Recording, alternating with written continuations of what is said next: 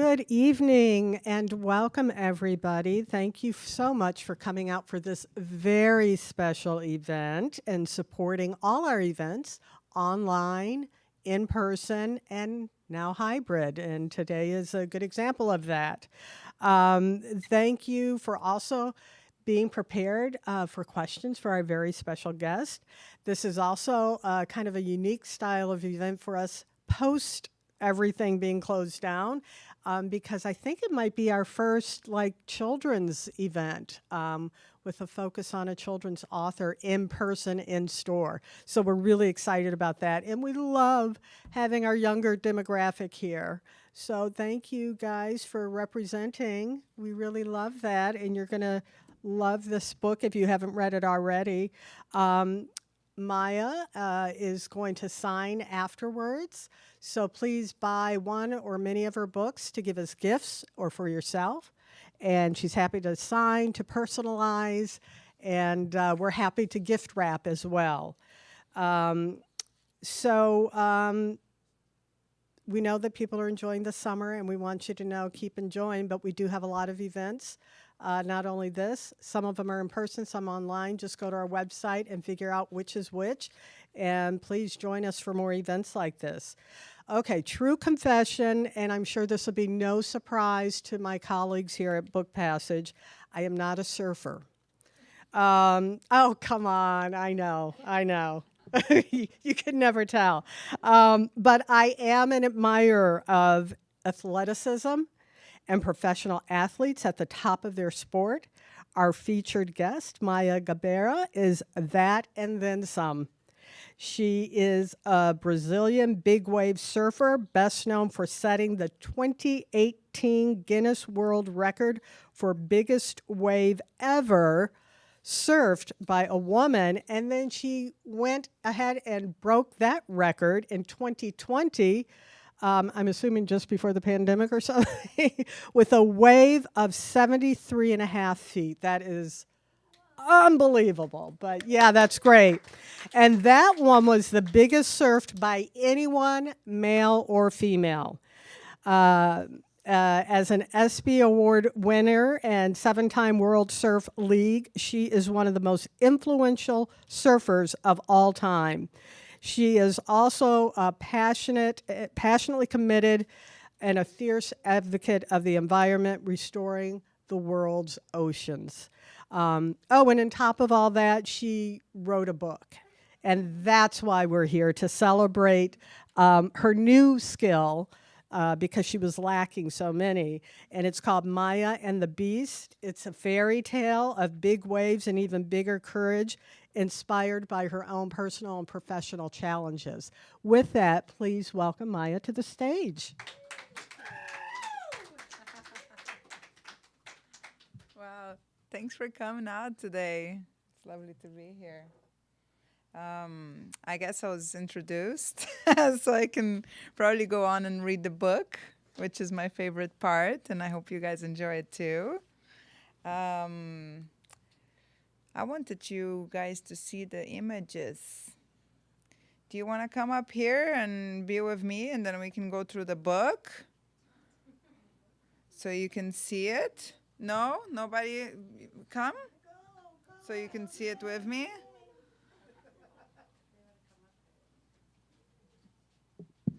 I'll show you guys while I read. You want us to sit up here? Yes, perfect. And I'm going to go out of your frame. Yeah, you're going to hate me. I'll adjust it. Okay, thank you. Okay, girls. Can you adjust for me? Perfect. This is way better. Okay. So you can see the book better. Okay.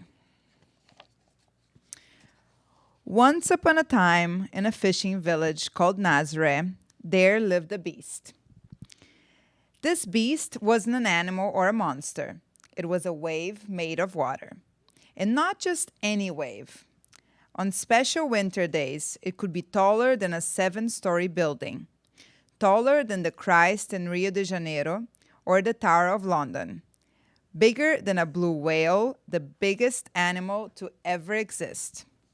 When it crashed, it made a loud and scary sound. The people of Nazareth could hear it from their homes. Tucked into their beds at night, they could feel the windows shake and the ground vibrate from the beast.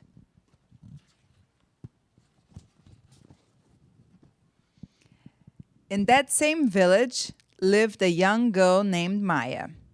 Maya was shy and felt most secure hiding behind her mom's skirt, telling stories to her dad or playing with her dogs, Naza and Stormy.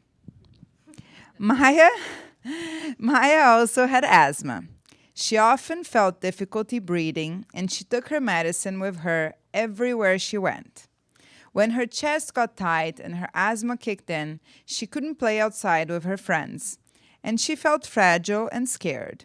She wished she could breathe better.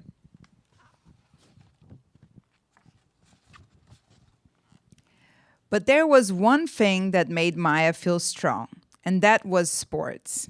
She loved dancing and gymnastics, and especially swimming. Nothing compared to the feeling of being in the water. Maya had heard about the beast in her village. She had heard the scary sounds it made. Since she was little, she'd heard the stories warning her against ever getting close to the big waves of Nazareth.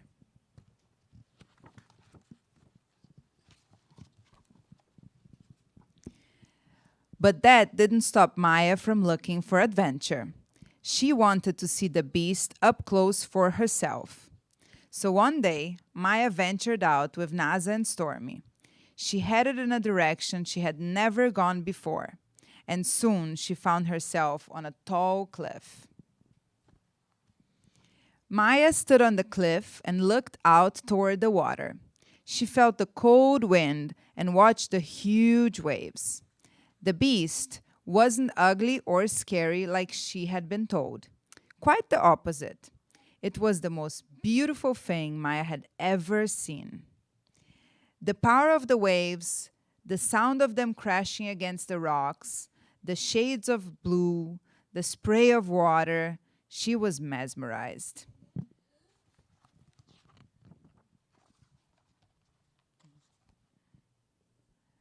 And there was something else too. There were boys in that water. They were gliding across the waves, tiny creatures against the blue. The speed at which those brave boys were riding down the beast. It was the first time she had ever seen surfing. Maya had never felt anything so exciting. It was love at first sight.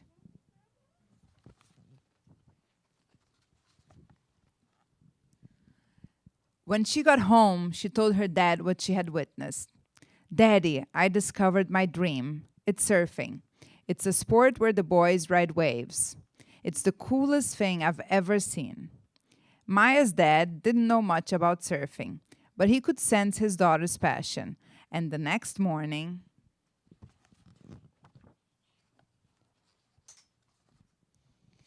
Maya found a gift. She was so happy, she ran with her surfboard all the way to the town beach where small waves broke on the shore. There were the boys again, surfing and laughing and having the best time. Maya gathered her courage and approached one of them. She asked him to teach her to surf.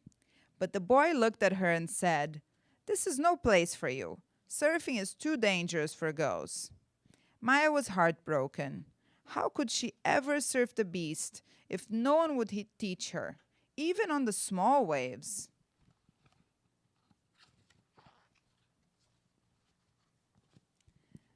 The next day, Maya climbed the cliff again.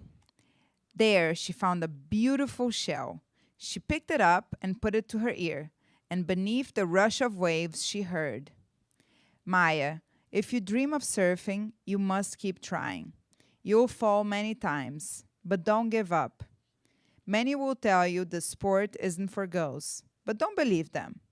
Anyone who works hard can become a great surfer. You can become a great surfer, Maya."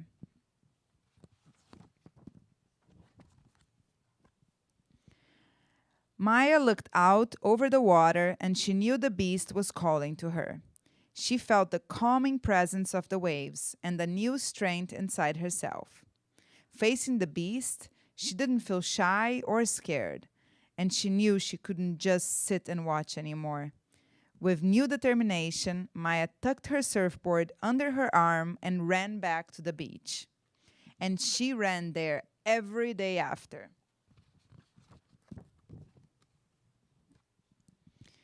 She swam and swam and swam, even when she felt out of breath and cold. At first, it was scary holding her breath underwater. But because of her asthma, every time she had to dive under a wave, she knew how the breathlessness would feel. And the more she swam, the less she felt the squeeze on her chest. What she thought was her weakness was becoming a strength.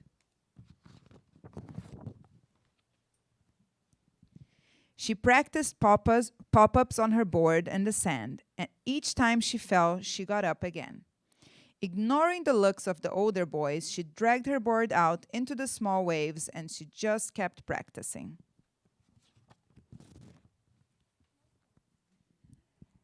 As Maya grew stronger and more confident on her surfboard, her determination and passion grew too.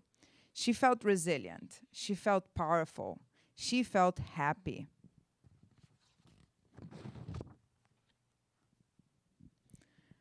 One day, she returned to the cliff, looking for that special shell. When she found it and put it to her ear, she heard, "The beast is proud of you, Maya. Never give up on your dreams and be kind to those who will help you along the way. All of us are tiny creatures in a big world, but even the tiniest of people can have bravery as big as the sea."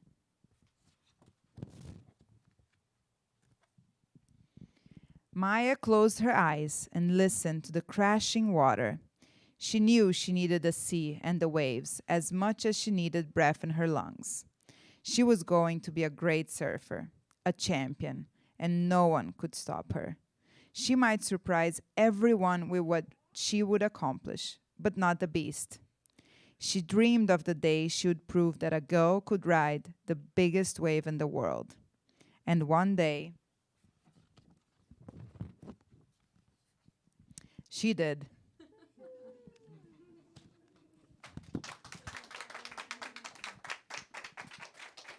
Thank you. She'll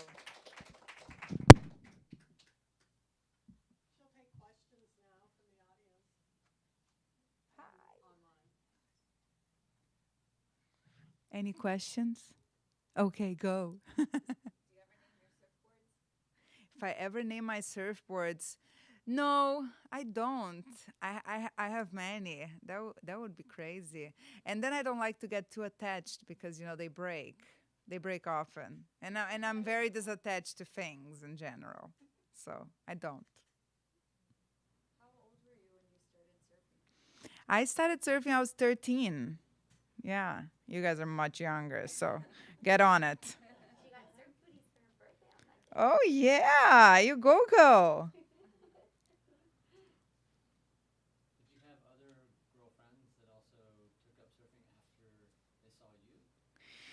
No, I had like my sister started with me in the surf school, but she didn't really keep up. And I had like girlfriends that would come take a few lessons because it took me a long time to learn. So I was in surf school for a long time. And I would drag girlfriends with me and they would surf once or twice, but they didn't get as addicted as me. Yes. When did you know that you knew you wanted it to be more than just a sport or a hobby, but like a passion, a professional passion to pursue? Ooh, when I knew I wanted it to be something like a profession, I don't know. I don't think I ever had that switch because I was young and I was naive. And as soon as I started surfing and I fell in love with it, I never really thought about anything else. So it was not like I thought about like, I'm going to turn professional and how am I going to do it? It was just like, I just want to surf and I'm going to do anything I have to do, like being a waitress or anything else to just surf all day. And it becoming a career came definitely later as I found a way to do it through big wave surfing, because normal competition wouldn't do it for me. I wasn't that good in that niche. Well, that's not a niche. In my niche, mine is a niche, big wave surfing. But yeah, I wasn't gonna be like a world champion, Stephanie Gilmore kind of person. You had bigger dreams. Yeah, I liked challenges. Like I was more challenged with nature than against people. I didn't really like care much about winning over someone else. I cared about being out in the sea and being really scared and being able to overcome that feeling. That was much more enjoyable to me, and that brought a lot more satisfaction to me than just going out and saying the next day that I had won over someone else. A question online is, what inspired you to write the book? Okay, what inspired me to write the book? Pandemic hit in 2020, and I had time on my hand, and I was hiking a lot with my dogs, and I started thinking about what could I do with my time.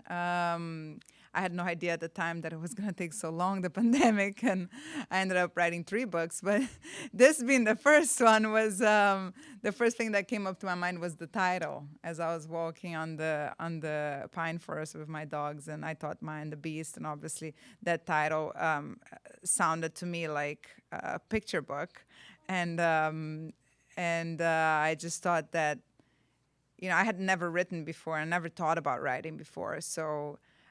To connect with kids was one of, you know, the inspirations behind it. What can I do in the pandemic? You know, do something that when it finishes, hopefully I can sit down with some kids and tell them my story. Yes. How old were you when you surfed the real Nazare waves, the big ones? I first got to Nazare, I was 26, and then I had a crash, and then I was out for 4 years.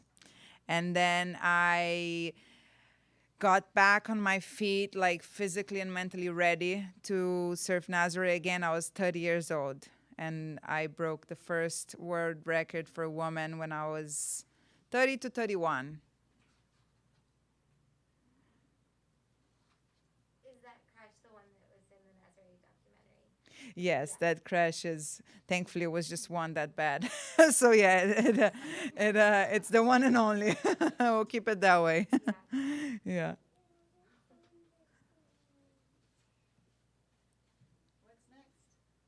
What's next? My next is like tomorrow. I go to San Diego. I don't think too far ahead. I know my schedule for tomorrow and a couple of days, but other than that, you know, I know my season starts in October, and so I start training more hardcore in September, and that's usually how far I go. I have no idea what I'm gonna do next year, which is lovely. Are you surfing as you do different book events? Are you I wish. waves? I wish I was surfing as I was doing book events, but no. This week it's pretty full on. I'm just focused on this, and then I'm taking 10 days after to actually go wing foiling, which is another sport I'm really into. So I'll do some wind sports after, before I go back home and start focusing on the season. Another question from online is, what do you hope kids will take away from the book and the story? What do I hope kids will take away? A lot of things. I mean, I think in the end of the day, you know, they will take away whatever they connect with and whatever, you know, they feel like they can relate to. But obviously, kids that have asthma, obviously kids that are afraid of the ocean, that have big dreams and are not maybe supported, are girls that are and want to do sports. There are mostly boys in it.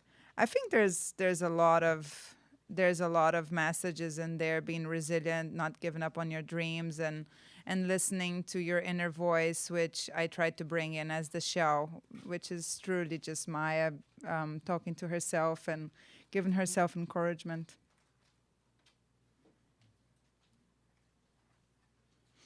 So besides surfing, what's your favorite thing about the ocean? What do you love most about the ocean besides being able to surf? Ooh, that's a hard one. What I love about the ocean besides surfing. I could name all the other sports I do in the ocean, but I'll be, I love the life in the ocean. I love the animals. I love the wildlife and being able to encounter dolphins and fish schools and, you know, every once in a while the shark and whales. I mean, that to me is quite magical. If you go to the office and you can come back saying that, you know, you listen to some songs underwater from whales, it's a good day in the office. Well, speaking of your love for the ocean and nature, can you tell us a little bit more about your environmental advocacy work and maybe how some of us could get involved? Always when I think about like telling people how to get involved with environmental causes, I always think about their local NGOs. I think it's a great way to start. First is information, knowing the problems and knowing in what state the ocean is at, informing yourself. You know, the world these days, we have a lot of information, but believe it or not, not all the necessary information is on our face. A lot more random things come to us rather than the important stuff. So you got to dig for that information. You got to educate yourself, and then find ways to help in your community first, and NGOs that you believe are doing great work in your area. I work personally with Oceana. Been with them for many, many years, and they're more focused on science-based new legislation. So we run campaigns on issues, and we back up with science, and we try to transform into law that will protect whatever issue we're trying to improve or end with. And yeah, but there's sea trees here represented, kelp, restoring the ocean. So there's a lot of ways to give back and to get involved.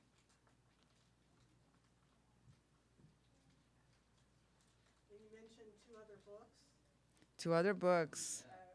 also children's or maybe Yeah, I have a sequel for Maya and the Beast, Maya and the Sea, that comes in a year, and that's more about the environment and protecting the ocean and encounters that I've had with marine life, and that was fun. Also, it was terrifying to try and write it.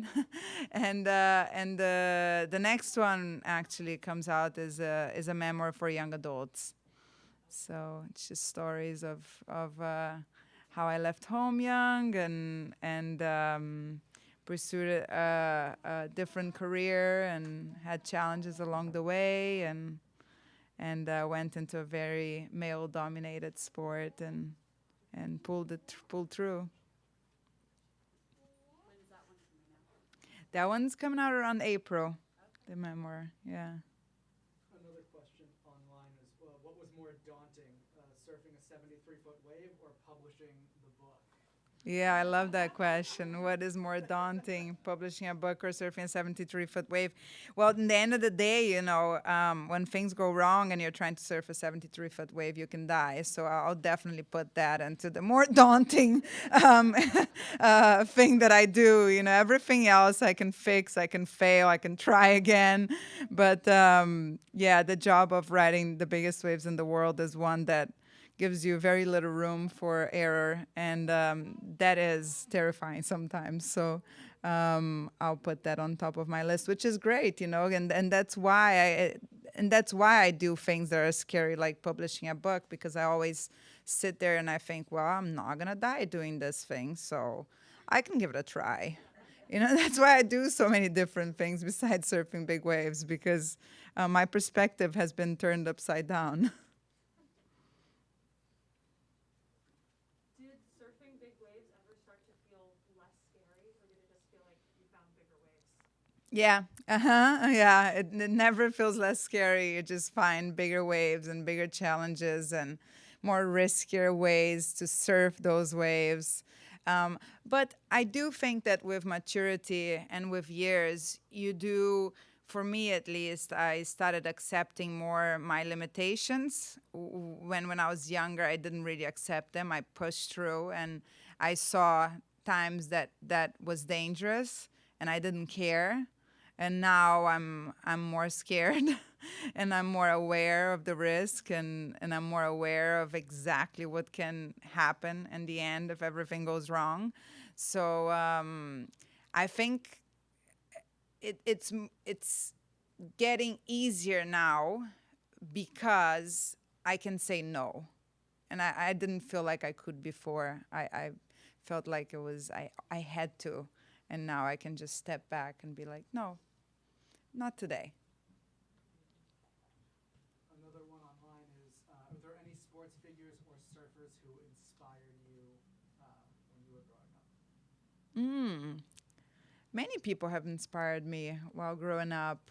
I can't name one, but I remember at the very begin, when I first arrived in Hawaii in 2004, the only girl that used to ride big waves was Jamila Star, actually from San Francisco area, Half Moon Bay.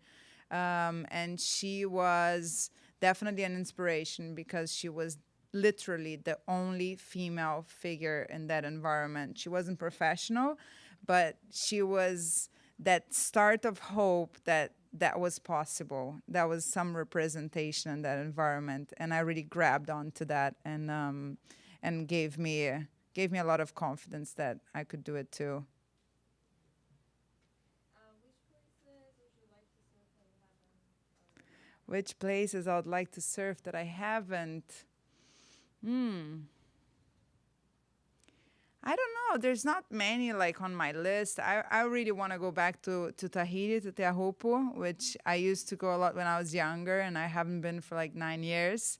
And I'm preparing to go back next year, and that's very exciting to me. I thought I was never going to do that again. So I'm wrapping my head around, and I have that desire to go there again and to push myself. So we'll see how it goes.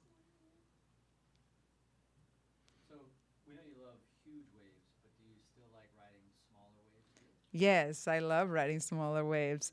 I mean, I just adapt my equipment, and that's how I can get fun out of it. So I might longboard, I might, often I'm on the twin fin, or if it's super tiny, I'll go on a foil. Yeah, so I adapt my equipment so I'm able to be always in the water and having fun, which to me is important in the end of the day. So if I'm like trying to get speed, like doing a turn, and I don't like that. I'm not competing, so I know I don't need that skill, and I rather just have fun, and I'll change my equipment. Okay, no more questions. All right, are we good? Go. What kind of music do you listen to get you in the zone to go out and surf? Oh, you're gonna laugh at me. Okay, I I put on Spotify the meditation and relax part of the thing, and literally that's the last thing I listen before I go out of my house, because I do my little warm-up routine in my house on my little gym on the back on my garage, and the last thing I do is breathing exercises, and I try to calm myself down, and I try to meditate, and I go with that very mellow song because I'm usually a little stressed out, and I don't need to hype myself up. I'm already like way too much, hyped up, so I have to calm myself down. So yeah, very mellow, meditating, relaxation music. Yeah. Thanks for coming. Thank you.